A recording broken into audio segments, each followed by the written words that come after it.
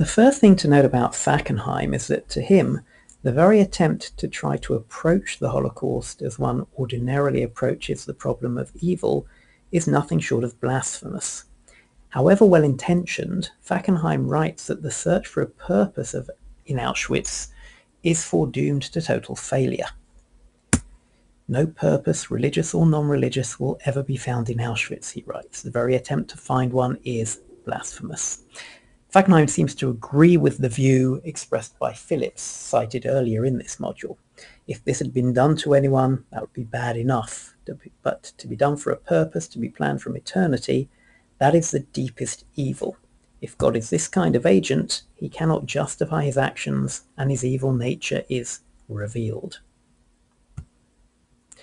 Now, this is a view that has since been shared by many post-Holocaust theologians who argue that in the face of the monstrous acts of the Nazis, people who threw live children onto a burning pile in order to get rid of them, one simply cannot calmly offer the view that this is somehow an act of God that can be justified. Rabbi Irving or Yitz Greenberg offers this as a test for any attempted theodicy of the Holocaust, telling us that we need to work with the idea that you can't state a theodicy that would not be credible in the presence of the burning children. Now, the principle, of course, is more rhetorical than real, for the point is that surely no theodicy could ever survive such a test. But if this is indeed the case, if thought is paralyzed in the face of the unique horror of the Holocaust, as Fackenheim would argue, how are we to respond? Fackenheim in his later work takes his inspiration from the manner in which Jews in the Holocaust actually did respond, not through creating clever theoretical systems, but by living resistance. For Fackenheim, in the Holocaust, Jewish life survived where Jewish thought could not. Basically, Jews responded with an unexpected will to live, with, under the circumstances, an incredible commitment to Jewish group survival. For Fackenheim, though, this commitment is nothing short of miraculous. The fact is that in the Holocaust, simply being born a Jew, or actually just having a Jewish grandparent, was a crime. So committing oneself to one's Jewish identity is to put one's life and that of one's children and grandchildren at risk. To Fackenheim, there simply cannot be a rational justification for doing this. Identifying as a Jew is life-threatening, so why do it? Asks Fackenheim, what accounts for this commitment to Jewish existence when there might have been, and by every rule of human logic should have been, a terrified and demoralized flight from Jewish existence? Now, the only possible answer for Fackenheim is that Jews feel somehow commanded to do this, that they're responding to a commanding voice that they hear speaking out of the ashes of Auschwitz. In his view, Jewish opposition cannot be grasped in terms of humanly created ideals, but only as an imposed commandment. Only an appeal to something as powerful as a divine commandment can make sense of the absurd and irrational decision to commit to Jewish identity. Now, this idea was famously expressed by Fackenheim in terms of a so-called 614th commandment, that Jews are forbidden to grant posthumous victories to Hitler. They're commanded to survive as Jews, lest the Jewish people perish.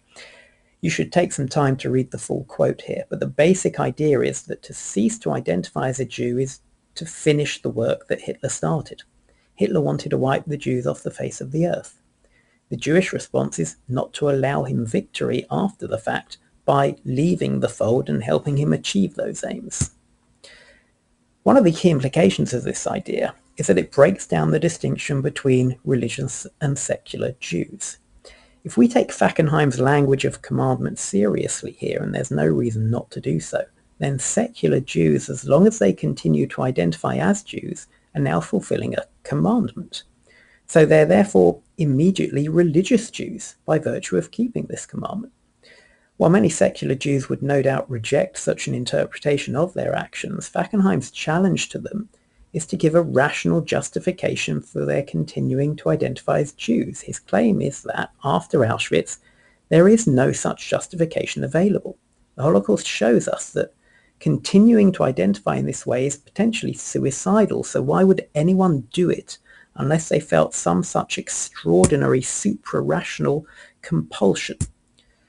Like it or not, according to Fackenheim, the Jewish secularist, no less than the believer, is absolutely singled out by a voice as truly other than man-made ideals, an imperative as truly given as was the voice of Sinai. There are those who criticize Fackenheim for apparently offering us no more than survival for survival's sake, for giving us a Judaism devoid of content and meaning. One can genuinely question whether or not being Jewish simply to spite a dead Nazi is a powerful enough form of Jewish identity to transmit itself down the generations. Nonetheless, Fackenheim does seem to have cottoned onto an important element of Jewish identity in the post-Holocaust world. The 2013 Pew Research Center survey of American Jews showed that when asked what being Jewish means to them, remembering the Holocaust scored the highest percentage. Philosophically speaking, though, the key question seems to be whether or not this type of practical approach to the Holocaust, which in different ways is echoed by a number of thinkers across Jewish denominations, simply avoids the real issues. In failing to address the classic philosophical problem of evil head-on, does this approach leave the most important questions unanswered?